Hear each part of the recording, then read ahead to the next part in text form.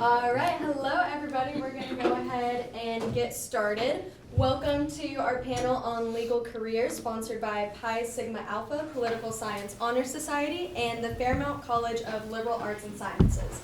I'm Anna Hoy, the current secretary of Pi Sigma Alpha, and I study political science, and my minor is Spanish, and I'm graduating in 25 days. So close. And I'm your moderator for today's session. We are pleased to have 5 guests with us today to share their insights from their own career paths in law. I will start by introducing each of them, then I will pose several questions that they will take turns answering, and then I'll leave time at the end for additional questions from the audience.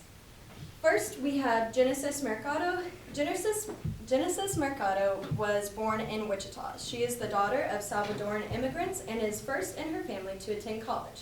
In 2013, she graduated from Wichita State University with a political science degree.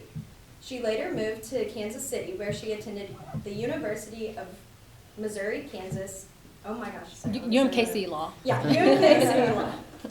And she graduated from there in 2019. She is an immigration attorney and also specializes in social enterprise and social impact initiatives. In addition to her career in immigration law, she founded a social impact organization called the ELA Initiative, aimed at supporting young women in Latin America with scholarships. When she isn't working, she enjoys singing, yoga, and spending time with family. Next, we have Matt Agnew.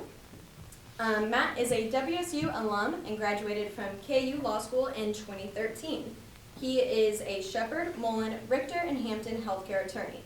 He represents physician groups, hospitals, health plans, ancillary service providers, and private equity and strategic investors.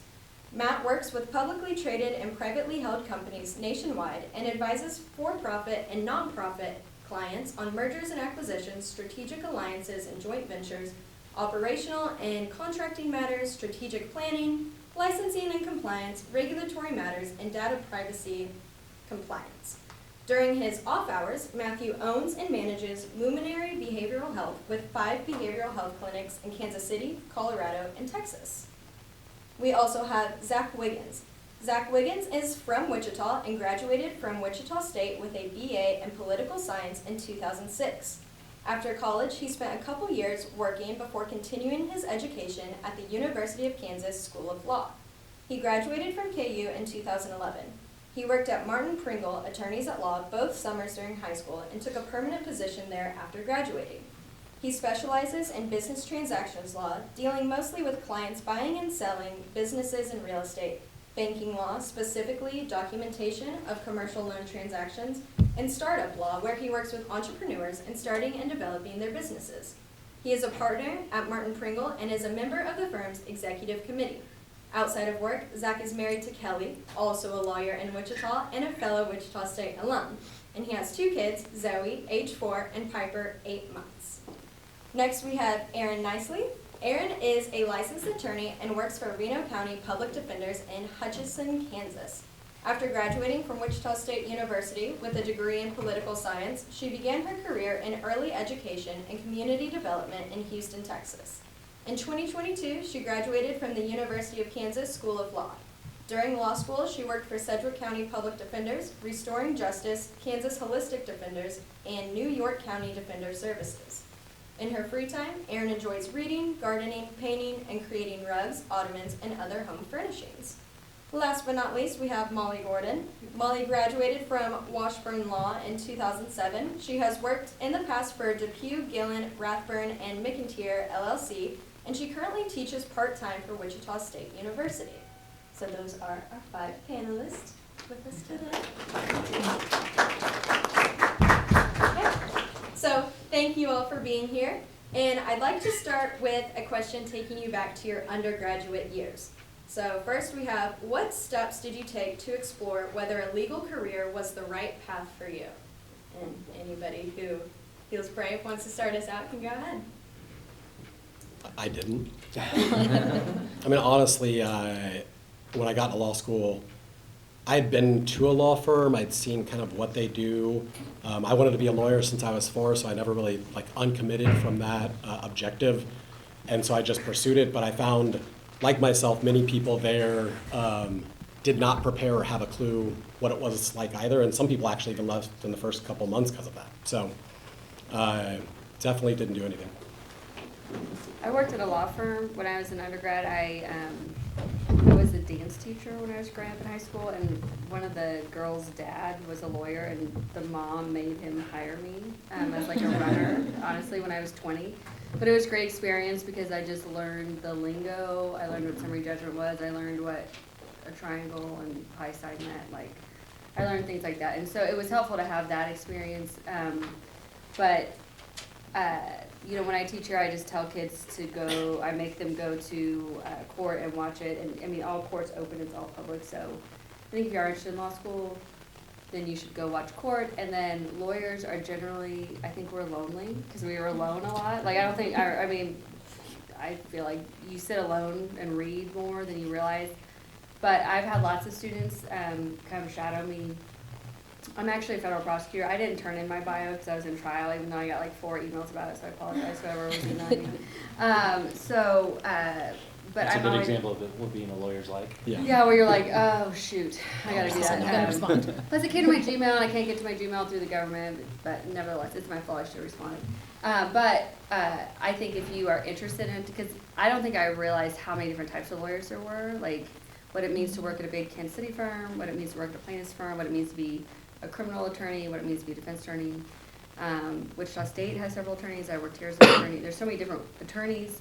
So if you think you're interested in a type of it, just literally call that lawyer up and they'll buy you lunch and then they'll like take you out somewhere where they can take you, you know. Or if they have court, or if you're not interested in court, if you're contracts, you can't really teach contracts, you know, like in a day.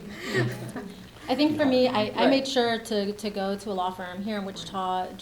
I reached out to my connections and tried to see if I could go intern with them for a summer. Spoke to them about what their experience was like, and I mean, that's what I did to prepare. Yeah, I'm kind of like Matt. I didn't do anything. I, assumed I was going to go to law school at some point. I finished undergrad and, was kind of done with school for a little bit. So I went and worked for a couple of years and kind of said, you know what, if I want to go to law school, I'll take a couple years off. And then if I still want to go, then it makes sense to go. And if I don't, then, I'll have found something else to do. So I worked for a couple of years, decided I didn't particularly like working, so decided to go back to school. To work harder. Yeah, well, it backfired, but, I think that I took a couple of years off when I was working, and that was really, really great because I had the opportunity to see if I wanted to do something else because, there's a cost associated with law school. Maybe some of you can afford it right off the bat. I couldn't, and so I wanted to be sure that I was certain about law school before I invested in it. And I think that was a really good thing. But I wish I would have talked to more people, more attorneys, just gotten a better idea of what it is like day to day. And I think most attorneys that I know will gladly, like you said, take you to lunch, bring you along to court, let you go to their office, look at what it is like in their day and in their life, and be honest and open. And that's like the best kind of thing that you can do, I think, is like get maybe even like connect with them as like a mentor-mentee relationship, because I think that I would be willing to do that, and most attorneys are, and that's a really, really great thing. So I didn't do any of that, which All right, next question is, what type of law did you think you would be practicing when you first started law school, and how did that change or remain the same over time? We were just actually talking about this. Well, when I started law school, I thought I wanted to do more like transactional contracts and just be, really chill and stay. But now I'm doing immigration defense, and I'm actually in court. And, being in law school and everything, I was always like super quiet and didn't really speak much. But now my job kind of forces me to, it pushes me into that role. So it's just funny thinking now I would never have thought that I was going to, be in removal cases in immigration court and having to actually, do all these motions and court stuff, but now I am. And in law school, I really loved contracts. I loved property, towards your typical 1L classes. But I actually never took immigration law. So it wasn't until later that I discovered, what, I actually really like this, and it goes along with my values. So I would just say keep an open mind once you're in there. Yeah, I mean, I didn't particularly know what I wanted to do. Like many law students, I did debate and forensics and all that stuff. So, I kind of assumed I would end up litigating or going into a courtroom. But then, I worked a couple summers during law school at Martin Pringle, and you got to kind of experience all the different types of law. And, it was the first time that I had really seen, lawyers kind of lawyering. And for some reason, transactional law just kind of, pulled me in. And when I first started, I did kind of commercial. I started doing a little bit of commercial litigation, a little bit of transactional law, like the business transactions, and then, over the years, I'd have to Google what the address of the courthouse is to find where it is at this point. So it's morphed over time to where I'm like, I don't know, I'll get somebody else to do that. I just need to do the contracts and all that. But really, it wasn't until I kind of got into it and started actually doing the work that it kind of all clicked on, I like this, I don't like that, and you kind of start, things fall off. You learn very quickly what you don't want to do, and then what you want to do kind of evolves over time. I think that's good advice, that it's easy to figure out what you don't want to do. When I was an undergrad, I worked at a family law firm, and I immediately realized I didn't want to do that. I'd rather people are nicer going to prison than they are getting divorced. I think. Yeah. So, yeah, the more you can do stuff and see what you don't want to do. And then I think also don't be afraid to change. Like, I've changed careers a ton. Because I used to be in-house here at the university, which people thought was super fun, because you're like, oh, I loved college. You're like, you left college when you went to college. Which it was fun. I enjoyed working here. I really did. But, yeah, not being afraid, like, if you're unhappy in your career, to change it. I mean, because a lot of times, like, I ended up one summer in this big Kansas City firm, paying me more money than I'd ever seen in my life, and I was like, ooh, I like this money, and then I was like, I hate this work. I hated it with my whole soul. But it was hard because they offered me a job, and they were gonna pay for me to take the bar, and they were gonna give me just like a summer stipend, and I had to say, no, I don't wanna do that. Although then it was also really sad for me, because then I had to pay for it myself, but, Pros and cons. I know, you're like, well, what are you gonna do? But, so like I had a friend that was an equity partner at a huge prestigious Kansas City firm, but she literally just completely left the practice of law. And I was like, hey, maybe you'd like being a lawyer in a different way. And she's like, nope, that's the only way to be a lawyer. And so there really are different ways, even just in town, in Wichita. And my husband's a transactional lawyer, so I can say, like, you can be a transactional lawyer, or you can be fun at parties. Like, you can do whatever. But it's just, there are different personalities, and there are different, I mean, you guys understand, I don't even know how much you guys understand about, like, what that, but, like, just getting to meet people and find out what their day-to-day is. Like, what do you like doing? Like, my husband, I mean, I do criminal law, and I did criminal defense for a while, so he heard me on the phone, the criminal defendant sometimes is like, what? I cannot believe the way you talk. And I was like, well, you deal with, like, fancy people buying buildings, and I am a lawyer of people. So, like, our experiences couldn't be more night and day, and it just depends on what you want to do. And you can do both. Like, I've been a defense attorney, now I'm a prosecutor. I've been, like, you can move all around, and I think it's good experience for you. I think it's good for everybody to have. But at some point, you need to kind of figure it out, like around like 40s-ish, maybe. Around 40, you start to figure out. Still figuring it out. But you have, all that time in between to. But if you think you hate being a lawyer, maybe try a different path, of what you're doing. And that's the one nice thing about going to law school, I think, is like it's 3 years. It is a commitment, but it's 3 years, and you don't have to be a lawyer at the end of it. Like if you go to med school, you kind of have to be a doctor at the end of it. But I think you can do a lot of things with a law degree. My husband doesn't really, he's not exactly a lawyer anymore, kind of he is, but not really, but like his lawyer stuff is helpful to him. So it's a good like graduate degree. Don't call yourself a doctor. There's one in every class that does. I was like, we're not doctors. Like, did you guys have one person who was in class who's like, oh, I'm a doctor? Like, you're not a doctor. He still does to this day. Yeah, you're like, every law school class, by the way, is the same set of characters. No matter what year you go, no matter what law school you go to, there's like everyone. Did you have one guy that called himself doctor? It's always a guy. Oh, it's a guy. Anyway. So for myself, I grew up pretty poor and homeless at times as a kid. So financial insecurity was something that law school provided me, and I didn't want to not pursue that. However, I'm also very progressive, and I didn't want to just sort of engage in what I'd consider sort of unfettered capitalism. So I sat down and thought about before law school pretty intently about what I wanted to do and where I wanted to be. And so I always wanted to do healthcare law. Now, going into that space, I had sort of a thought process that I'd do sort of a little bit of everything. And when I started my practice, I did do sort of regulatory compliance, transactional mergers and stuff like that, and litigation. And now, like Zach, I don't touch litigation.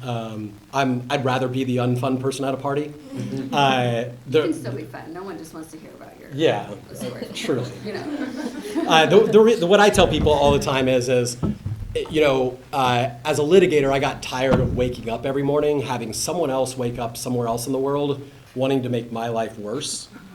And so that's why I was just like, you know, the type of law we do is, I refer to it as cooperative law. We have clients who are coming to us and they're like, hey, we want to put stuff together and do things that are fun. And that's a little bit more enjoyable for me, so that's why I do what I do. That's a really, I like the way you put that. That's a nice way to think about. I'm sorry I called you boring at a party. We can be boring. You know, they're for your fun, I'm sure. It's just funny stories.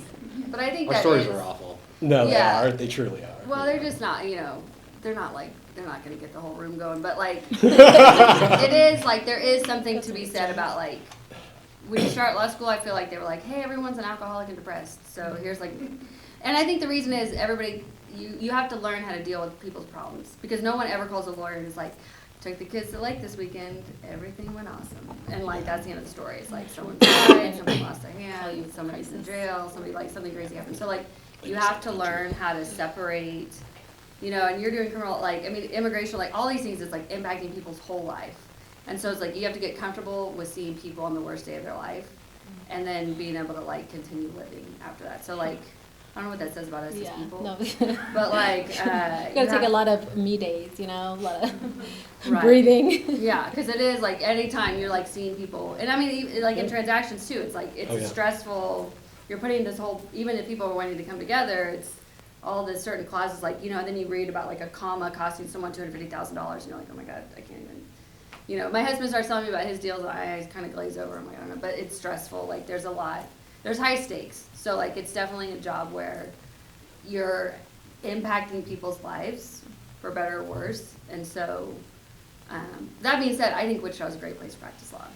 Like, most people are super friendly, even if you're on opposite sides. people don't wanna learn law. All right, my final question before opening it up to the audience would be, what advice would you share with students who are considering law school in a legal career?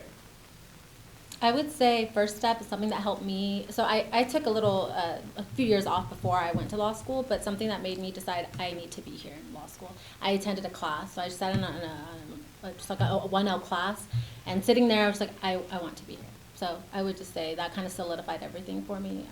Try to sit in on the class. I would say you should really, like, try to go experience other things. And also, like, take a really, really hard look at, like, your stress levels now and how you feel when, you know, like, your biggest, most stressful thing that you're dealing with now. And then how do you deal with that, and do you like, really honestly want to deal with those types of things every single day? Because it's really nice to have a career that is stable and that pays you well and that can continue even when, like, different things in our markets fluctuate. But it is a very, very stressful place, and it is very, very difficult.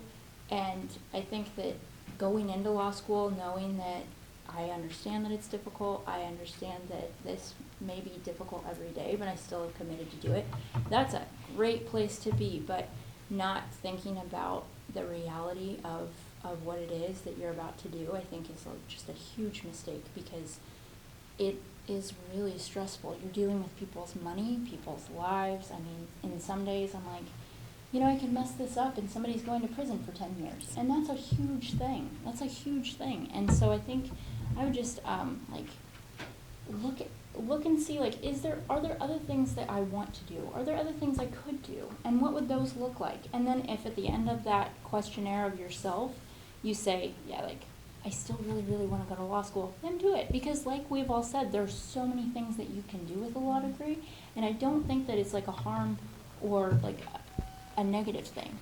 I just think that a lot of students, including myself, go into it thinking this is a really prestigious job, this will be secure, this will give me like a benefit for the rest of my life, and all those things are true, but it's a really, really hard, difficult occupation. So I would say just like, look at all your options. I'd say two things. I'll echo her point secondarily. But I'd say first, write. I always joke with a friend of mine who has 2 master's degrees in creative writing and makes, about $80,000 a year. Lawyers are creative writers. That's all we do all day long. Some of us show up in a courtroom, but even they have to write a lot of documents to be able to show up in that courtroom. So I can tell you, I didn't think I was a very good writer coming out of undergrad, and it was the main focus I placed on during law school. But if I were to go back and do it all over again, I think you all probably have a writing lab on campus through the English department. Go through there, sit down with them, learn to write better, be better writers. You will perform much better in law school. The second thing I'd say is just mental health. Make sure you already engage in good mental health maintenance and continue to do so. And I know she joked, but my first day in law school, the dean came out and said, hey, look, the reality is 40% of you all are going to graduate with a mental health problem or an addiction. We hope that you are not one of those 40%. But in celebration of all of this, come join the Kager afterwards. That is true. They tell Exactly you you're right. going to be alcoholic while they give you free alcohol. Yeah. Immediately after. Immediately after. I mean, it was mere hours During. afterwards. I think ours was during. Yeah. Yeah. Drinking. They told us that we were going to be alcoholics.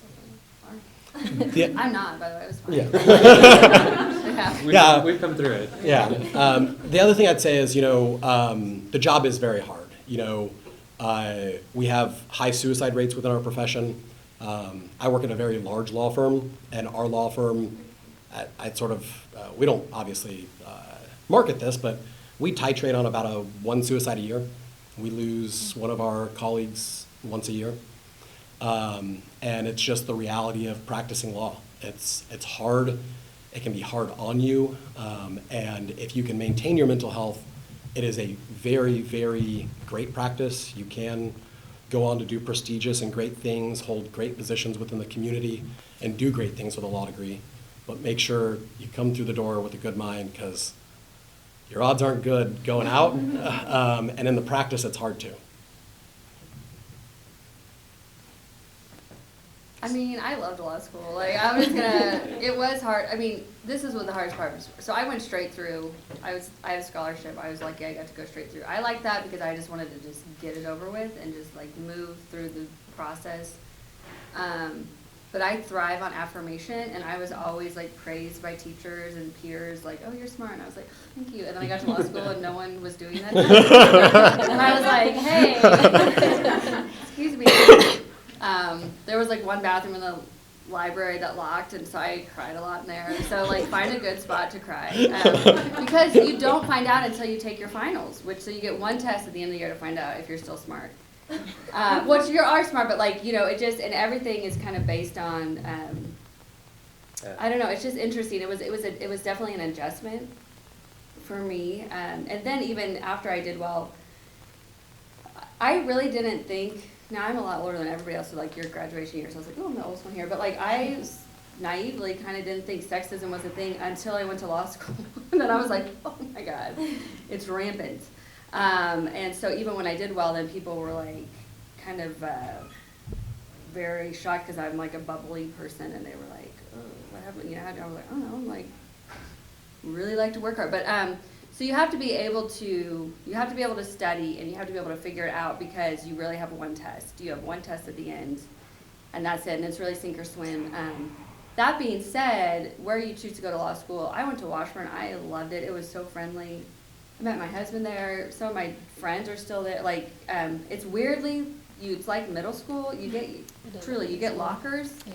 and you have a set schedule, and they space your classes out, so you have to be on campus all day, and you go from class to class with the same, because like, They assign you to a class. yeah, there's like Yeah. 100, truly, there's like maybe 150 people in your law school class, and they divide you into sections, and you have every single class with that section, and then before you know it, There's there's like cliques. people holding hands by the locker, and you're like, are you guys dating? And like, it's it's weird, you're like, what happened to us? There's a prom, there's law school prom. A lot of people get divorced in law school, also in addition to, or like, people would have wedding rings on, and you think they'd be together, and then they'd be like introduced to their spouse months later, and you're like, all right, I thought that, all right, So nevertheless, but it is great, like, it's a lot of work, and it's all these things, but it is, like, I love law school, I'm still close with a lot of my I literally on the way in, I was talking to my law school friend, from Kansas City, and so, there's a lot of great things about it, there's flexibility in the profession, like if some days, like my son had a concussion this weekend, so I've been home with him for 2 days, and I moved stuff around, I was able to do that, like, there's some flexibility in your job, and I like that. But it's a steady profession, but it's not like a super get-rich profession. If you can stand the sight of blood, you should probably be a doctor, but, like, it's not, it's steady, but it's not like, I think when I was little, I thought lawyers were, like, the fanciest, but it's just steady. It's not like, you're gonna be fine, but you're not gonna be, like, killing it, unless you're Or I like could be a radiologist. Radiologist would be great, yeah. Or Yeah. like if you're a personal injury lawyer, like those people do kill it. Yeah. Or a lot of the lawyers who do best aren't really practicing law anymore. So, but the thing is, like, you have to bill in 6-minute increments if you work for a firm. So like literally that's super annoying if you can imagine keeping track of your day in 6-minute increments. So I work for the government. I don't have to do that. That's part of the reason I do, because I was like, that is It's hard. awful, and Yeah. I don't want to do it. I hated doing it daily, and then at the end of the week, I'd be like, oh, shoot, I have to go back and kind of do that. I don't do Yeah. that anymore. I work at a nonprofit now, so. See what I mean? Some people you're like, it is worth it Yeah. to not have to Not bill. to bill. So, but then maybe like you guys, it's just like part of your life now. Like how long we've been here? 0.3? I don't know. Like, they just like figure it out. It's like inherent in who they are as a people. So, I don't know. I think before going to law school, you just need to. I think I tried the summer before to like read books and prepare, but you really can't prepare. You're just gonna jump Yeah, just in, gotta do it. do the best you can, and then when you're terrified of studying for the bar, this isn't nice, but I thought of the dumbest person I knew from the year ahead of me who passed the bar, and I was like, if they could do it, I can do it. And then I also found a list of all the famous people that had failed the bar. Hillary Clinton, JFK Jr., there's a whole list. So there's all sorts of Googling you can do to make yourself feel better. I just thought of my own class, and I'm like, 80 or 90% of the people are going to pass the bar, and I know I'm smarter than Right. 10 You're or like, 20% of all the right, people in I this can do room. this. I'm like, I thought definitely about do moving to it. Wyoming because you don't have to take the bar Yeah. in Wyoming, like so. But that's all part of the process, and you get through it, and then, yeah. But The it. bar in hindsight's almost embarrassingly easy. Compared to compared to others. the practice of law and True. It's even more law school. terrifying than Yeah, it's more anything else. terrifying than anything else. It's just anxiety. It is, yeah, because you're like, it's like, the lawyers too, we're like a weird public profession, like when lawyers get in trouble, they publish your name, it's very Scarlet Letter, like they publish your name, like this lawyer did this, and we're all like, oh, that's terrible, what'd they do? And then you're reading it, and you're like, oh my god, I can't believe they did that. Makes you feel better about yourself, though. It does, but sometimes not, sometimes if they do something, you're Should I- like, wait, did I do what? that? Like, yeah. You're like, Oh, wait, that's way worse. like the worst ones, where you're like, oh, I would never do that, and then Yeah. sometimes you're like, ooh, that sounds easily done. So yeah, like, but it's a good thing, just be sure you're ready for it and just to overcome kind of the mental hurdles and find a good group of people in law school that you trust and that you're friends with, and then find ways to like blow off steam and figure out, what you want to do, so. Yeah, I didn't do a lot to prepare. I don't know what I would do differently than what I did. I took a couple of years off, and I think the reason, there's a lot of people that go straight through, like Molly, that are able to go straight through and keep their head down and keep studying and be very, very successful.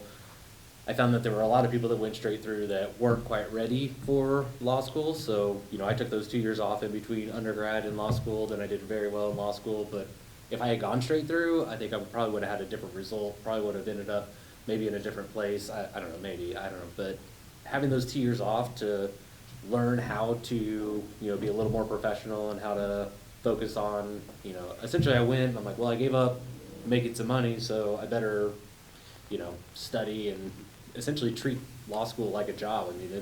It's not just to go to class every once in a while and then show up for the final thing, because you know, it's one, like you were saying, it's one test a year, and then you find out how you did, but it's not get 90% right, you get an A, it's do better than 90% of the people that are taking the test with you and you get an A. So you go into it and you walk out and you're like, I have no idea, I feel like I did well, but maybe everybody else did way better, or I don't know. So until you get the grade back, you really don't know, because Yeah, you they'll know, only it's give just- out like 3 A's, 2 B, you know, Right. whatever, and So it's compared to each other, so it's like, how did you do compared to everybody else in the class?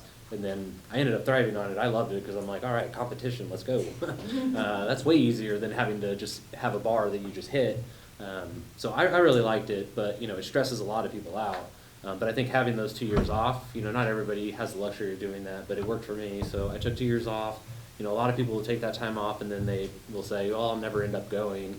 And for me, I was willing to take that risk. I was like, all right, well, if I don't go in 2 years, then, you know, it probably wasn't worth it in the first place. So it worked for me, but even if you go straight through, it makes sense to treat it like a job and, you know, really dedicate yourself to the studying, and then by the time the final comes around, you'll be ready for it. And I think the bar exam was kind of the same thing.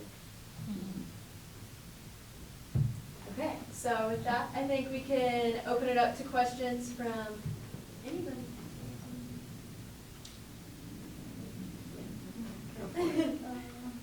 Okay, so I'm Mana, and I'm right now pursuing my biomedical engineering degree. And I'm doing Dr. M because she told us about the panel today. And then this is just a scope that I'm looking out for. So it's either master's degree or law school or an MBA. So I don't want to go to school after undergrad, 100%. Like I want. Wait, Did you say biomedical engineering? Yeah. Do you want to go to med school? No. Oh, I was like, we should be a radiologist. No way. You should be a radiologist Yeah. or dermatologist. Oh, dermatologist, Ah. that's really Oh, good. yeah. Plastics are the best. All right. Anyway, So, we've all thought about this. Yeah. So, I've participated in a bunch of Model UN since high school, and like coming to the US and then doing Model UN gives you a lot more spectrum on US healthcare, which of course becomes like an activist in you. And so, which is why law school was like a prospective career that I see after like probably biomedical engineering and then 3 to 4 years of work to like see if I actually like working in the field for a master's or an MBA. So my question is, how is it so far in the healthcare industry? And what would you say like further like 4 years down the line? So I'd say there's a lot of value in people who have diverse degrees going into law in general. We have a lot of people from English backgrounds, history backgrounds, poli-sci backgrounds. I mean, it's just sort of standardized. You'll find that if you go to law school, you'll have some additional options that other students don't have. For example, the patent bar. The patent bar is only applicable to students who have certain science backgrounds in their undergraduate. And so there's... Not political science, Yeah, political science does not count, not even close. turns out. Yeah.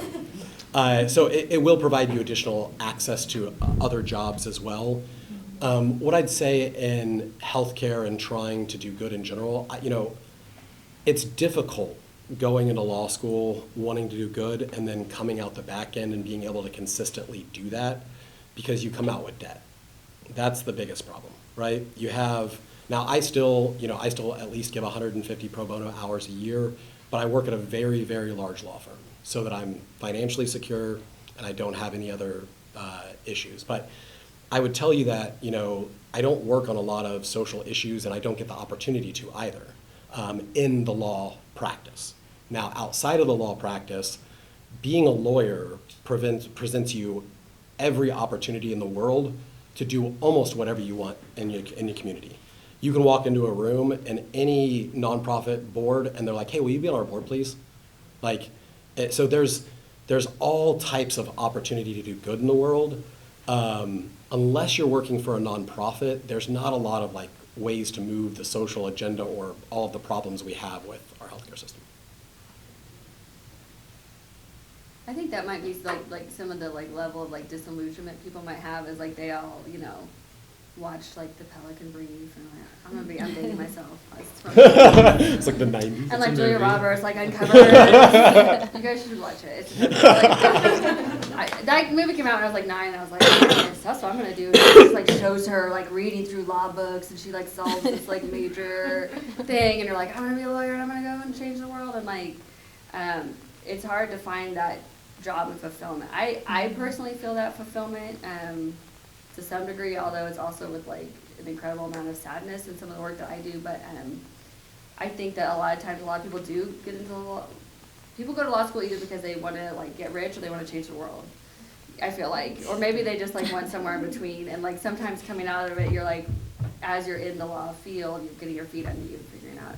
And you're like, wait, I'm helping some rich partner's son get out of a DUI. Is that what I was like? Is that why I went to law school? I don't think so. But a part of it's getting your feet under you and figuring out what you want to do. So, but congrats, that's a cool degree. You know, if you have a good plan, it's good to have a plan, but, you know, be flexible with your plan. Yeah, as he said, you come out of debt. I'm already in debt. You guys said the next 4 years, I'm not gonna go to school, gonna work. Yeah. And you gotta look and figure it out. Like, I was used to being poor, so I was like, I'm gonna keep being poor. Because then I was like, you know, the debt, and I did get a full ride, so that was a big, I mean, I still had to live, you know, but like, I was able to live on like the nothing. Yeah. Which now every month I'm like, how did I live on? I wanna go back to like how I used to live that way, but, to figure that out. And then looking at scholarships, like the best scholarship, anyone in here is a long-term Kansas resident. I grew up in Missouri, so I didn't get to apply for it. It's called the Wigand Scholarship. It pays 100%. My husband got it. 100% of your books, tuition, stipend for like pays your full apartment. Pays you can come out of law school 100% debt-free, full ride to KU, Washburn, or Notre Dame. You just have to have lived in Kansas for 10 years. Which I didn't. I lived in Missouri. Thanks for nothing, parents. But it's a great scholarship. They want you to commit to returning to Kansas, but it's fine if you're like, yeah, I'll come back to Kansas. Maybe you will, maybe you won't. Yeah. About the scholarship, can you like leave for a little bit, but like if you've been like 10 years in general in Kansas? I don't know the exact. You just have to look it up. Continually be in Kansas. It's just look it up. It's like the Wigand Scholarship. Look it up and see what the residency requirements are for it. So. Looking into scholarships as you're applying for law school, probably a good idea. And it might change. I didn't where think you about went. that until I got in. I'm like, what scholarships were out there? Yeah, and you might change. At first, I was like, I'm gonna go to George Washington University, and then I did like, you know, my Excel sheet times 3, and I was like, I am gonna go to Washburn. And yeah, I was like, woo, yep, Evelyn. Wigand. It's like the realtors, like Yeah, W-E-I. W-E-I-G. Or is it I-E? I don't know, one of those, G-A-N-D. Yeah. J.L. Wigand was like an eccentric dude who drank whiskey and ate peanuts, and then he worked all the time and then didn't have kids, so he endowed this scholarship. And so it's a really great scholarship, so. All right, there you go. I was gonna say, I have a question specifically for Genesis. Can you talk about the Ella initiative and kind of how that started and what all goes on with it? Well, the Ella initiative, so it's a Spanish word, Ella, meaning she and her. Okay. But you wouldn't know that because it's more of like a Spanglish thing, right? So in law school, I had an internship. So in law school, let me just go back a little bit. So college, I really loved international law. So I took a lot of international law policies and stuff like that. So I wanted to somehow incorporate that into law school. So, I was wondering, what law classes I could do. So my intern year, there was a nonprofit in Kansas City, based out of Kansas City, called, it was like Equity, but basically it functioned like a micromanagement loan company and a nonprofit. But basically, they gave out microloans to other people in other countries to install, clean pipes. So I was just really inspired by that, and basically ended up writing my big thesis in law school about social impact initiatives. And you wouldn't think it had a lot to do with law and stuff like that, but it did have a lot to do with it's social impact initiatives and being able to kind of form your business in the way to also include social impact initiatives. So that kind of inspired me, and I always saw myself kind of doing that and eventually becoming, a director of a nonprofit somehow. And then it just kind of all came together, I think. And I had to put that in the back of my mind for a little bit. And then once I graduated, passed the bar, I was like, you know what, I always wanted to do kind of a social impact nonprofit kind of thing and kind of figure out what kind of structure to build it upon so that eventually maybe I could get some kind of, do the same thing that this other nonprofit did and hand out microloans in other countries. So that's what we do now. So, I mean, not microloans, but now we give out scholarships to girls in other countries to go to university. That's awesome. So I have a question that I want to pose to Erin first, but the rest of you could talk about it. You talked a lot about, frankly, scary stuff about law school. And I'm Neil Allen, and I teach in the political science department, and Erin was a student. And I'm wondering whether there's an argument for, before you go to law school, not just working at a law firm doing the easier stuff, like running things that are getting coffee, but also doing something that's hard and intense, but not necessarily in a law firm. And so, Erin, you were an intern in Topeka with the legislature, which put you into contact with lawyers, but it's not what you're doing now. But how did that help you prepare to law school, to figure out whether you want to go to law school and prepare you for it? I think that the legislature, so I was in the Kansas State House, and it's a very fast-paced environment, similar to what I do now with public defense, where you might know what's happening that day, and you really might not. And so I think that kind of helped me figure out how to, in its own little way, manage a little bit of that same level of stress. And a lot of the stuff that I was talking about is really, really scary, but I'm sure that all of you have the ability to manage all of the things that happen in law school and after in practice. You just have to find the support, find the community that will help you, and really be dedicated to, making sure that you're all okay every single day. And if you can do that, then I think it's a fine career. It's just making sure that you put yourself first. A lot of the other things that if there are other opportunities here that WSU is providing you with, I think Washington, do you still do the Washington, D.C. program?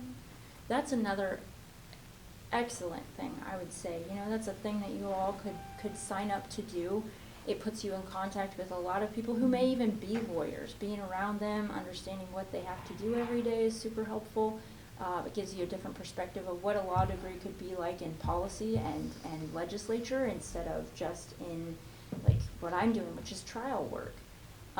So I think that, I don't know if that gets to what you were saying. There are a lot of ways that, what I did in the legislature helped, I think, kind of create in me, just even understanding how things work in law, or how laws are created. What the heck is a revisor's office? What do they do? And it just broadens your scope to understand what your options are. So I think if WSU is giving you any opportunities, you should take them and take advantage of all of them, and just as many as you can. And these fine folks are here to help you kind of get the opportunities so that you can better know what's out there. So I don't know if that answers your question.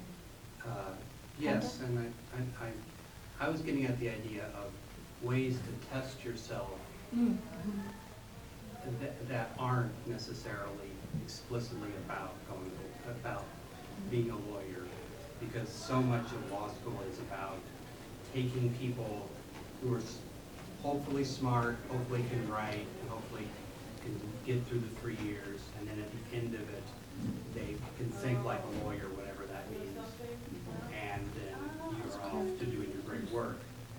But you can't necessarily, at a legal internship, you can't be in the room with a lot of clients because of privilege.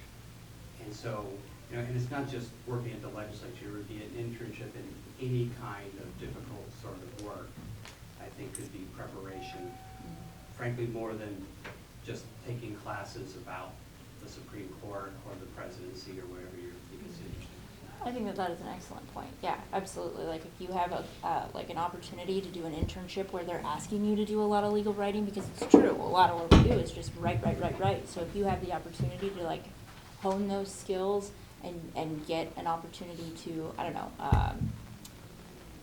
do something under like extreme pressure, that's a pretty good thing. I'd say like that's what we do. So go find yourself something that will push you, that will really like maybe something that you don't think that you can do, and then like see how you fare, you know, because like what's a internship during college for? Like you just kind of have to put yourself out there. Yeah, I think there's a lot of different ways you could do that. You're not going to write motions for me if you came to my office, but obviously I could like show you what it's like to draft a motion, and we could like walk through that, and that would be something like you could try on the weekend, and then you could come back and I could say, yeah, look, you did this, and this, and like this is how we apply statutes. Like, I mean, we could, you know, there's lots of people who would be willing to do that, I think, if you got an internship, but yeah. I'd just say, do something highly intense, whatever it is, like just something that you feel is highly intense, something, 50, 60 hours a week, and see how you feel about that. If you feel like you're thriving and you're doing well and your mental health is doing well, I think you'll do really well under the law. I know that, I'll be clear, I've spoke not the most positively about the law, but I'll tell you, I love being a lawyer. I've loved being a lawyer every single day that I've been a lawyer. I wouldn't want to be anything else. I loved law school. I thought law school was absolutely great.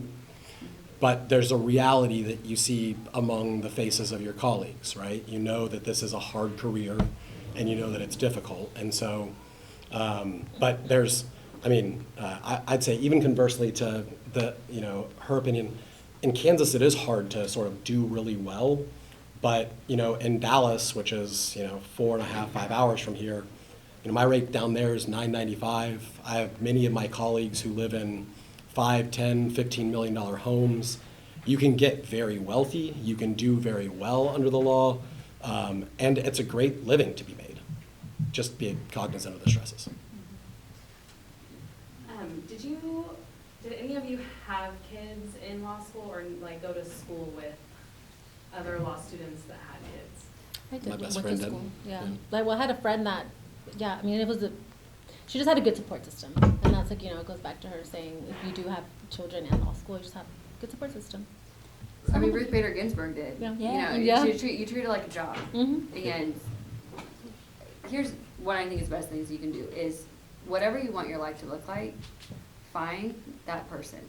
If you're a woman and you want kids and you whatever, find someone 20 years ahead of you with the life that you want and just see what they did. And then when you're looking at, like, when I was doing all these big Kansas City firms, I'm like, where are the kids at, people? And because any woman they showed me was like, her office was filled with cats, which is fine if that's what you want. But I was like, that wasn't the light. I didn't see that. The government has 12 weeks paid maternity leave.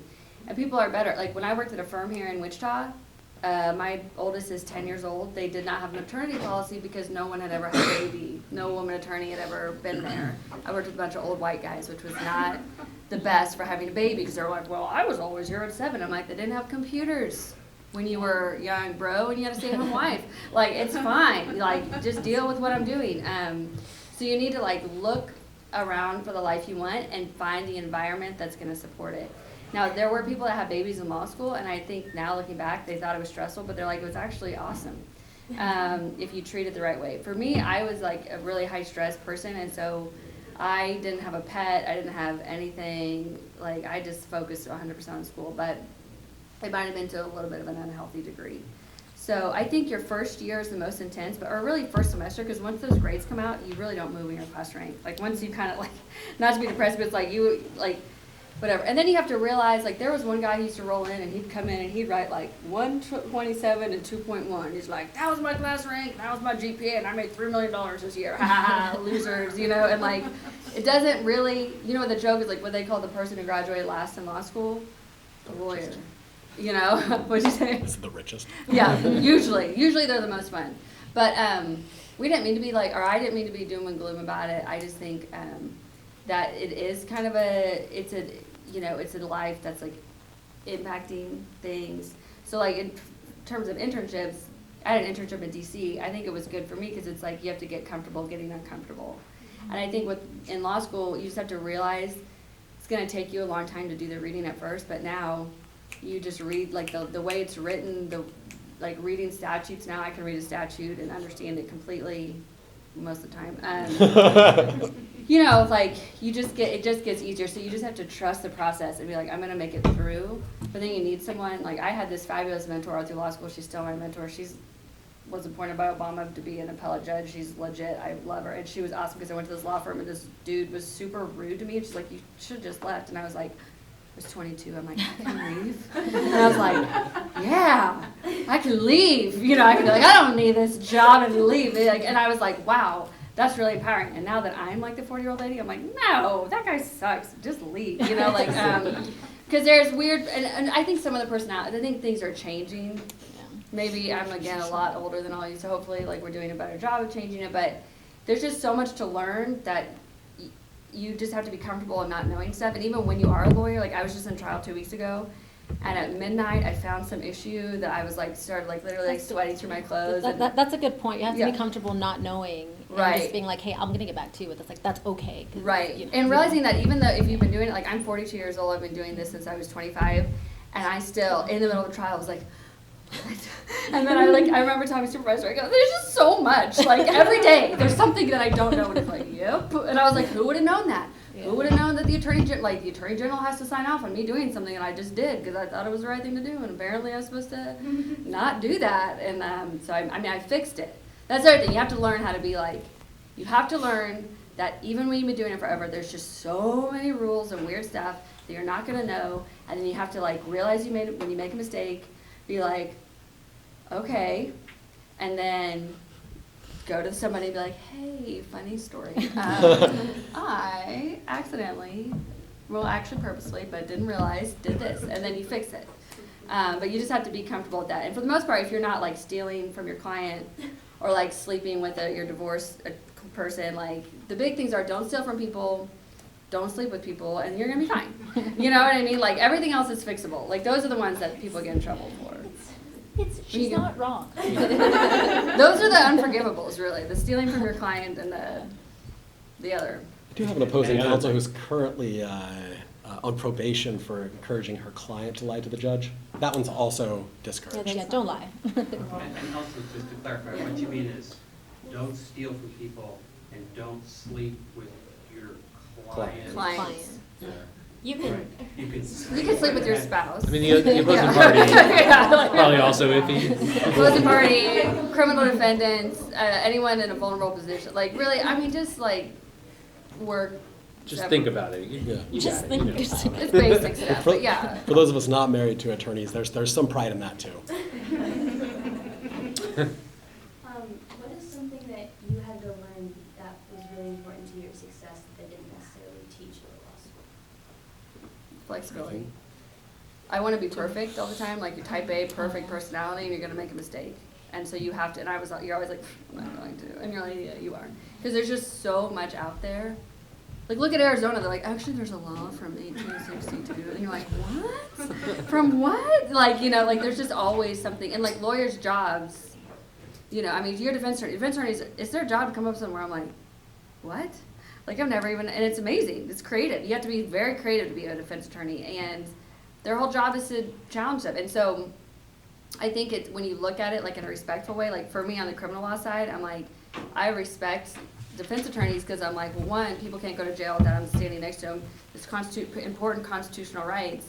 And if they're challenging something, then let's look at it and see, like, is it, you know, I mean, I think it's to, even though it's an adversarial process, if you look at it with, like, just figuring out how to really be good colleagues with people and respecting the other person's profession and just realizing how to handle mistakes when you make them and to know that you just are always going to be learning. Like, truly, I've been doing this job forever and I'm still, like, brand new information, more than I wish. I don't know if you guys feel like that too. Like, you feel like even, like, you, like, are pretty good with it, but then, like, something random will come up and you're The law like, changes all the time, whether it's a decision by a judge or you know, for me, regulatory agencies, the legislature, the law changes all the time. And if you don't keep up with it, they'll sneak up on you, and it's hard to sort of know. But what I'd say for law school is when they say law school teaches you a way of thinking, that is almost exactly true for me. I did not attend a single healthcare course. KU didn't really they offer one on the bioethics of living and dying, which is like Terry Schiavo and abortion type law, which is not what sort of most healthcare attorneys do. And so, the reality is I didn't take a single course in the subject matter that I currently practice. They just taught me to teach me like a lawyer.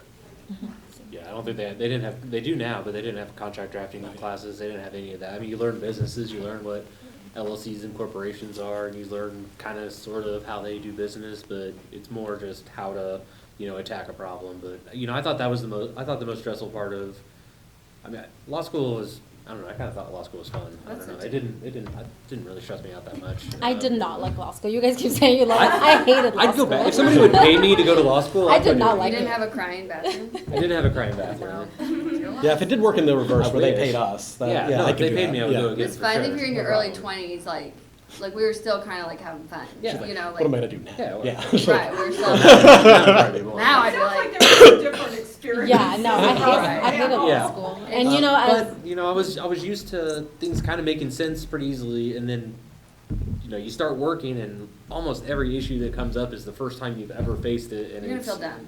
Just accept the fact Yeah. that you're gonna feel like there'll be like, Exactly. because someone's gonna say, hey, go to a hearing of native execution, and you're like, yeah, no problem. You're like, what?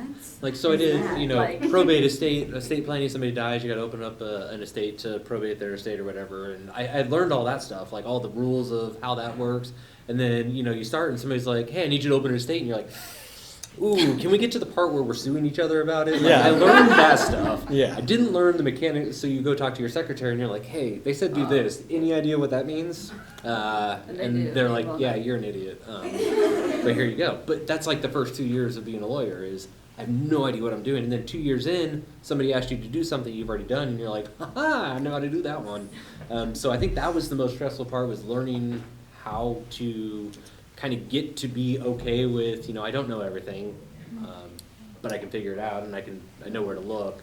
But it takes a while to get to that. And And asking you kind for of got to help. be prepared for that. You have to be able. I think you could have to be smart enough to be like, I don't know what that is, but also discerning enough when everyone says the word, like everyone really knows it, that you're like, cool, and then you just Google that word. You know what I mean? But also like some stuff you're like, I'm not gonna ask what that is, but some stuff you're like, okay, so I'm gonna need more information about that.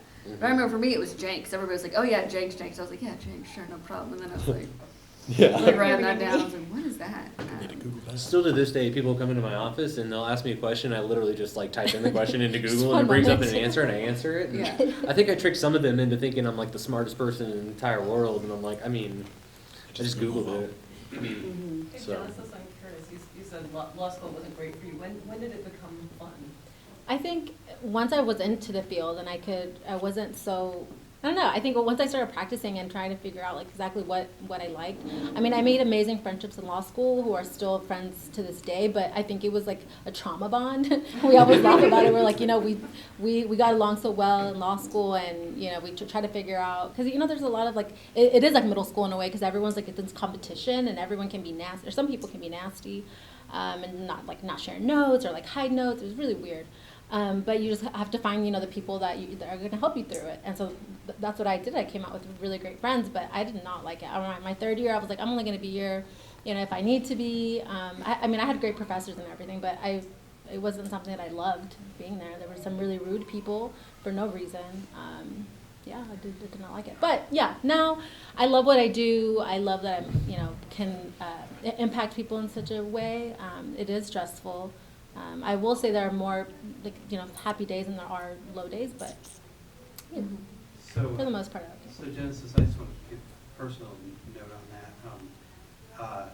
So I went to graduate school and at University of Texas, but took law school classes because that's what I teach a lot of. And I was taking first year constitutional law, and I saw a lot of the crazy things you're talking about. I mean, people looking at each other, so guys mad because some other girl was rolling her eyes when his girlfriend was saying something.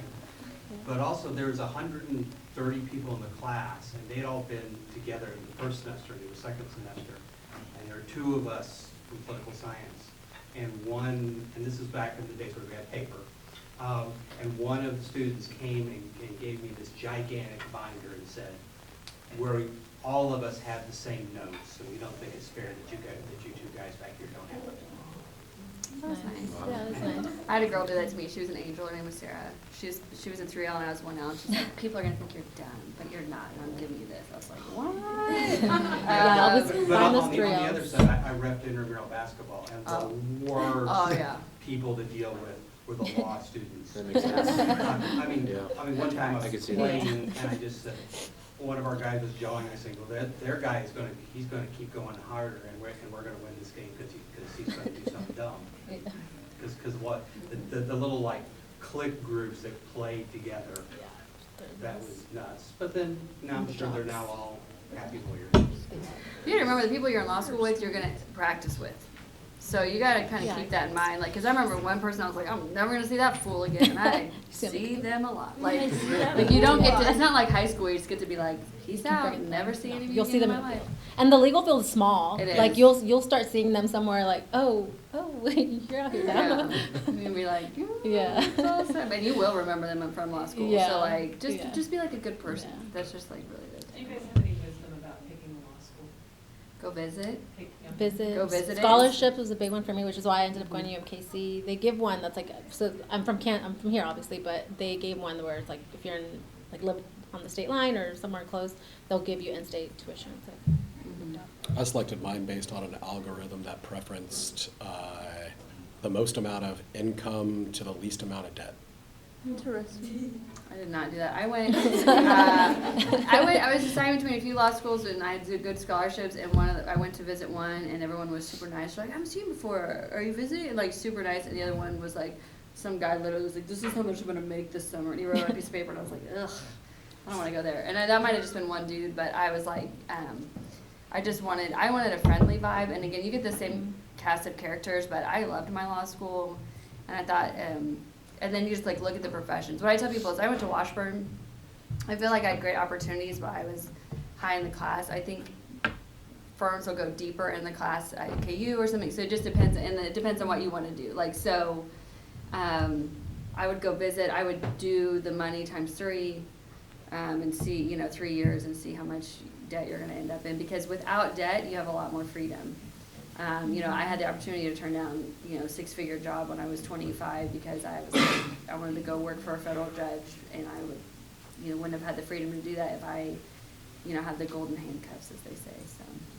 Yeah, I mean, if you're pretty confident you want to be in Kansas, I think you can kind of pick a Kansas school that can make sense. If you don't know where you want to go, then you can do all the other things. If you want to be in Kansas, you don't necessarily need to go to like some of the big high dollar schools and rack up hundreds of thousands of dollars in debt. Just to be. If you're just going to come back home, if you know you're coming back home anyway, it's like, all right, well, It's the same degree. Yeah, you're like, it's the same why are degree. you? Yeah, that was. Yeah. Yeah, everyone would be like Harvard, cool, but like you just Yeah. want to work in Wichita, like I don't know, Yeah. like you. Bad choice. Yeah, exactly. So I think that can play. Hand up. Yeah, Evelyn. Good time about this is, there's a little comment, is it common to, accidentally break laws, or when you're learning to be a lawyer? I don't think break laws like in a criminal context, but I mean, I think what's common is you're in a case, like I'll tell you what I did, was my example. I'm a federal prosecutor, I had a child pornography case, and the victim was in the courtroom, and she didn't want like her grandparents and everybody to see this film of her. So I talked to everybody, and we're like, let's just close the courtroom when we show the film, we have to show it. Well, funny, I teach constitutional law. The Sixth Amendment requires a public trial. And you have to get approval from the Attorney General, Merrick Garland himself, to close the courtroom, which I was like, what? I did not know that.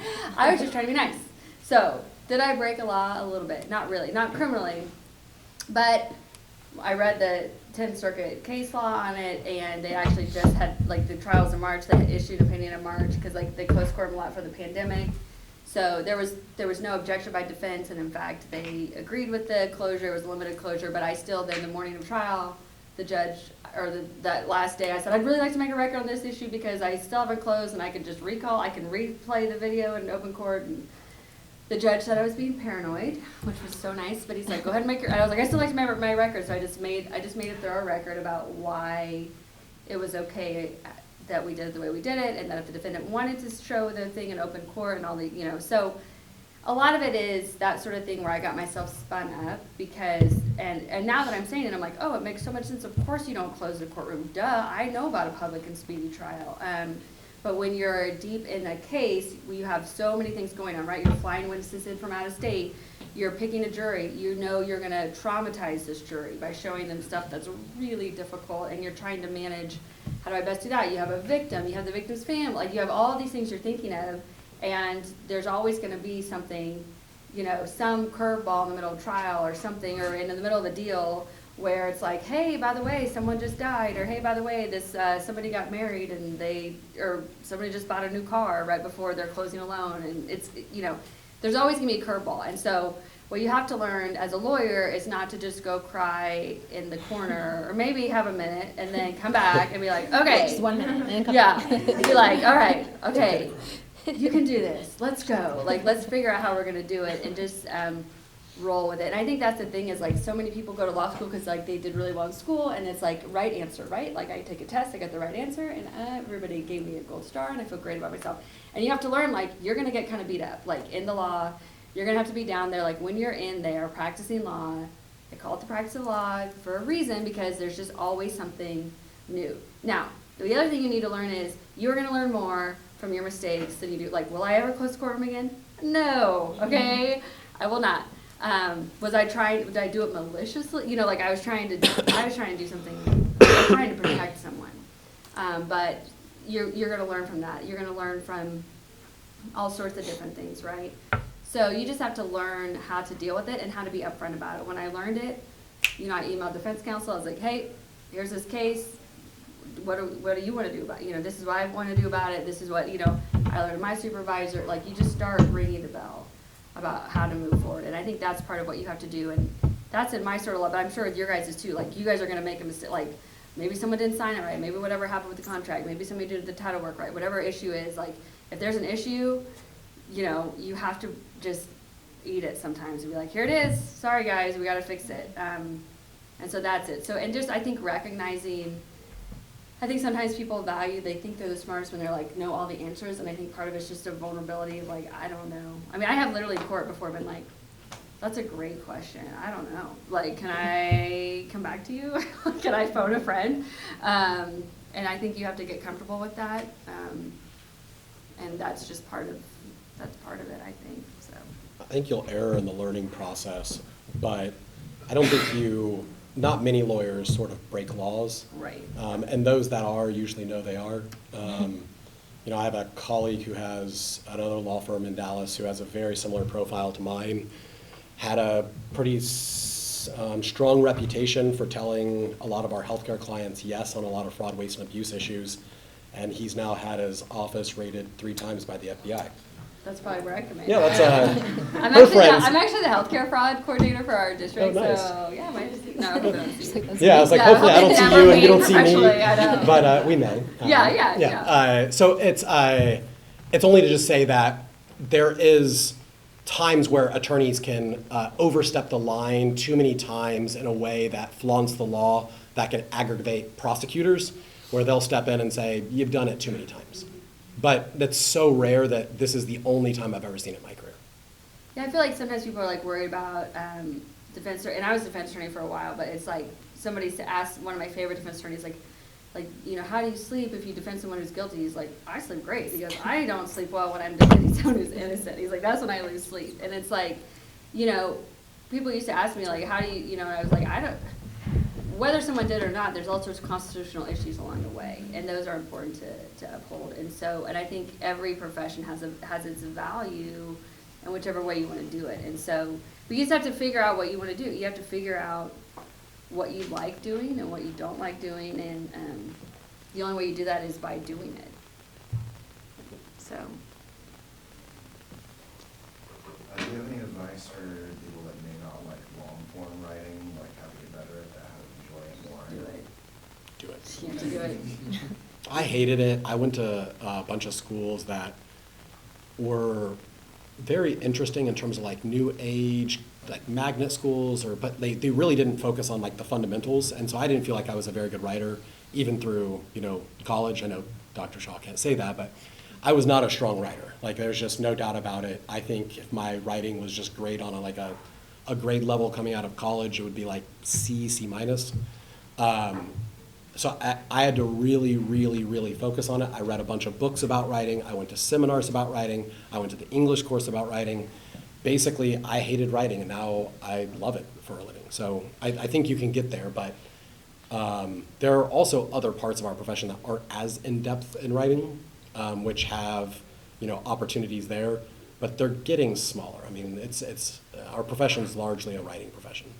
I will say I really enjoyed writing. Just I felt like a lot of my political science classes I had to write a lot of, we just have to write a lot. But legal writing is different. So I felt like once I went into law school, I thought, I was going to be a really good legal writer, but I wasn't. So it took a lot of one-on-one with this professor to be like, okay, you just have to go straight to the point. Like, legal writing is just like straight to the point. You don't need all this fluff. Just take that all out. And so it took me a time to realize, like, wait, I have to practice this more and just go straight to the point. So, yeah. But like they were saying, just got to do it. I still take writing classes, Yeah. and again, I'm like in my 40s, and like they offer courses to us, and one of my biggest takeaways from this writing class I just took was they were like, start with what the defendant did. Don't be like, on this day there died, to be like, he walked in with a gun, shot, and you're like, woo, that got my attention. You're like, you walked in, pulled his gun, demanded money. Now you're like, whoa, now what's gonna, so you could always learn to write. The other thing is read books. This is one thing, now I'm going to sound super old, but like what I noticed like teaching classes is like, this is like the texting generation and like the podcast generation. So y'all are like writing in bullet points. And I'm like, stop doing that. Write, like read a book and like read like full, and not a graphic novel or like these like new age like prose books. I don't know, I'm sounding really old. Or read those, but then read just like a good old fashioned like long form book and just figure out, what you're going to say. I mean, it's just the classic, like, what are you going to say? Say it, apply the facts, like, do the whole How is deal. AI gonna change your job? Yeah, I was gonna ask that. It will for some of us, and for others it won't. Yeah. I 'Cause a lot practice of in a very All gray. lawyers believe we're like, second touch. I know. Yeah. Well, because a lot of people still want gonna that replace us, face-to-face really. interaction. So, like with my clients, I mean, they're not going to take it. Somebody still has to go to court, so AI can't do that. And somebody, I mean, I guess they could write the brief, but I don't. People still like that one-on-one interaction with the lawyer. Also, I don't know how rural communities or any of these places in Kansas who can't even get a lawyer. I mean, maybe that will be like the reason for AI, but so many counties and communities don't have enough money for that kind of infrastructure even, I don't think. So, and also like, how does that square with the Constitution when you're supposed to have an attorney who's competent and zealous and advocating for you, and it's really just like, I don't know. To me, it's like some AI generated thing like created this brief and that's supposed to merit that standard. And I mean, I think that there's a lot of attorneys who would be like, absolutely not. That's not to the standard. So I don't know. I feel like it's going to be a while before we're there. And I think that there's a ton of people here like who will say, no, you're not taking my job. And this is why. Not only is it my job, but it's wrong. Like I think there's constitutional problems there. At least in criminal law, I don't understand how you can get to the standard of like constitutional requirements for people who are charged with. Yeah, there's already been some lawyers that have tried to use AI to get in big trouble, and like the AI just like literally makes up cases that it's citing. Like that is just literally not law at all. Yeah, that's and all. citing it. And that's when you get. And they don't go double check it, so then they submit it to the court, and then the court's like, oh, wow, that case really supports your claim, and then they go look, and like that case doesn't exist. It's And like, that oh. is a problem. Yeah, That and I is think a when problem they did, I for think when they did the ethical. ChatGPT, they're like, oh, That's these a real big cases, and ethical it's like, problem. yeah, Big of course it ethical is. problem. So it's a ways away, but I mean, it's going to I affect say it. we It's use definitely going to AI affect now. it at some point. I mean, AI is going to be a part of it, but probably more in a supplemental role of, hey, I scoured all these cases, all these contract provisions, and, this kind of contract usually has these kind of provisions in them, so you can use them, or it can highlight, hey, here's some arguments that are usually used, or it can, analyze big, tens of thousands of pages of discovery. It can kind of analyze them and kind of give you summaries of some of the stuff that's in it. But actually replacing lawyers, I think it's it's a long ways away from that, but I think it'll definitely shortcut a couple things at some point. We had to just go in and double check, because like when you sign a pleading, you're signing your name on it, and that you're attesting that everything is true. And so I know I like to go back and, you know, print off every case that I've really cited and read the whole case, not just the one paragraph, or, so maybe it gives you a good head start, you know, maybe but then you'd have to, in order to meet your obligations as an attorney, you'd have to go back in and look at everything and make sure it says what it says. Because even like when someone else writes a brief against you, when you read, you might read that they might have a great line from a case that they're citing, and then you go and you read the whole case and you're like, actually, this is this. So, I mean, I think it's doing the full analysis of it would be difficult. Yeah. But it's gonna be interesting to see what happens. So we use AI quite a bit. We have about a $20 million investment in different AI packages for our law firm that we use for contract review and otherwise. A good example would be, you know, when we have what are called business associate agreements for a large hospital system, and they may have, say, 2,500 of these, you know, with entities across the country. The software will actually, we have to go in and train it. So we basically go in and teach them what are the portions of the contract that are important, that are relevant, and that we need you to pull out. What's the analysis we need you to make? So then we teach it the analysis we need it to make, and then it makes that analysis, and then it generates a conclusive document for us, whether it's a spreadsheet or a Word document, and then we can utilize that to basically move forward. If we would have had to have used lawyer time on that, that probably would have run, you know, the client a little more than $1.7, $1.8 million. The AI took care of it with us training people in the system in about 13 hours. So talking about, you know, $13,000. So it was a substantial cost savings for the client and otherwise, but it takes severe and substantial investment, and it's not ready in most areas. You know, we have a law firm in Houston that has worked with IBM and Watson, but the work that they've done with them has been exclusively within the bankruptcy courts, because the bankruptcy courts are their own courts. They're producing opinions all the time, and so there's large amounts of data that they can draw from and help their attorneys with, but it's not replacing any attorneys, and if it is, it's the ones that are sort of doing the low-level contract review work.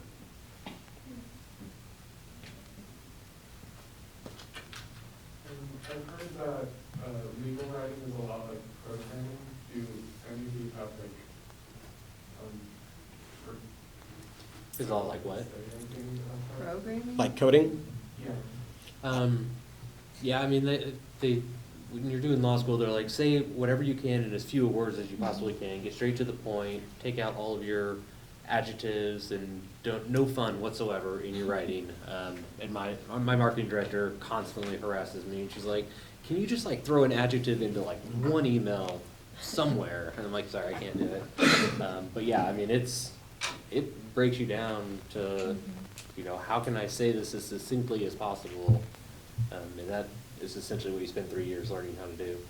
I think there's an element of storytelling to it, because you know, it depends on, like, because for me I'm trying to catch the attention of the court and briefs, and so you want to get them through it. You want to be truthful and logical. But one of the judges I worked for was good friends with this songwriter who wrote, like, When You Say Nothing at All, and all these different songs, and he would do CLE, like continuing legal education, with the songwriter, with the idea of, you know, you tell a whole story in 4 minutes on a song. It takes you on this whole journey. And why are lawyers so boring? Stop reading. Stop making me want to die when I read your stuff. And so, because if you think about it, like, you can take, especially in criminal law, right? That is interesting, right? You got a bank robbery. Like, that is interesting. What's happening at this bank robbery? Or you could make it the most boring 20 pages of your life. Or you can, you know, but you have to learn the fundamentals of how to, like, write succinctly before you try to branch out into because the last thing you want to do is be too over the top, because you still are like, you know, yes, it's bank robbery, but there's people, you know, like, you don't want to make light of a serious situation, but you want to get people's attention. But you have to be the reason it's usually boring is after every sentence there's a cite to a part of the record or something, which there has to be. So that kind of is a drag to bring down the excitement of it, but you just have to be precise. But I think there is room to make things interesting. but you have to be just careful when you do it because you want to be respectful of people and you want to be, but I think there's room to catch people's attention, not in a contract. No, Contracts. again, different areas. Yeah, of law. different We're very areas, yeah. So- Just your writing, not you as a person. Well, Yeah. I worked for Apple and HP and did a little bit of light coding for them, and I sort of have coded all of any of our businesses' websites. So I would say very lightly understand coding. I'd say it's a very rules-based process, similar to what we do here. It's very formulaic in the way in which we do things here, and it's weird to use this word, but it's sort of mathematical in its formation. Remove all the adjectives, have no fun. It is sort of the nature of the job, but I do think if you learned coding and you understood rules-based systems, and then frankly in coding you get to create certain rules-based systems, it actually would probably put you at least squarely within your law class in terms of being able to be a good legal thinker. They'll also teach you how to do all of this. If you're actually serious about going to school, I wouldn't put a lot of extra time today or in the future worrying about it, because you're paying them what? In most places here, I think now it's $20,000 per year to give you a good legal education. They will teach you how to write. We're talking about what can I do? They will teach you how. And if you don't understand at the beginning of the semester, go and find those people in your faculty who will teach you how to do it. And demand that they do. Be like, this is my education, I want to know. And I think that's why when we were talking about what do you want, how did you pick your law school? I think that was your question. Go find faculty members who are wild about actually making good attorneys. And I think that all of the places in Kansas are so committed to making sure that their students are more than just we're pumping out students. They really care about you. Go find that teacher, go find that professor who's actually going to teach you how to write. And then those things that we're talking about that may be weird concepts that you're not really sure about, they'll start to make sense. Yeah, it is kind of formulaic. It is kind of you take out the fun in some instances. But then in criminal law, you can kind of put those back in. Oh gosh, somebody got shot. And I mean, that's not fun, but it's a thing that's the type of writing is very, very different. And, you're going to use maybe some adjectives when there's a victim versus when there's a contract. And we've talked a lot about that. But a lot of the things that I've said today are, I think, scary and daunting. But if you're serious about law school, there will be people and things in place to make you successful and help you be successful. The number one driver of, I think, the success in law school is the students there wanting to succeed and being I want to succeed, I have to succeed. So even if you have a baby or you have a child, number 2 in my class, she had 2 kids in law school. She was so dedicated. She can do it, any one of you can do law school if that's what you choose to do. And all the little stuff that we've been talking about, they'll teach you how to do it. I think you just need to be super dedicated to making it work. And if you are, and if you do that, you will be successful no matter whether you're the top of your class or the bottom of your class. Bottom of your class, you're probably still going to be okay. I was kind of middle, and now I had so many opportunities in big firms in New York, and I was middle of the pack, and it was about who I knew. So you will be fine. Don't sweat the big or the small stuff. It'll all work out. It's gonna be okay. Be your own best advocate. Yes, be your own best advocate. Reach out to people now and through the process, and you'll be okay. You'll be okay. Okay, so I think we've about reached all of our time. Is there any last comments y'all would like to make? No? Okay, well, thank you so much for your time and for answering all of our questions. We have snacks that were not here at the beginning, but please grab some on your way out, chat, and yeah, thank you.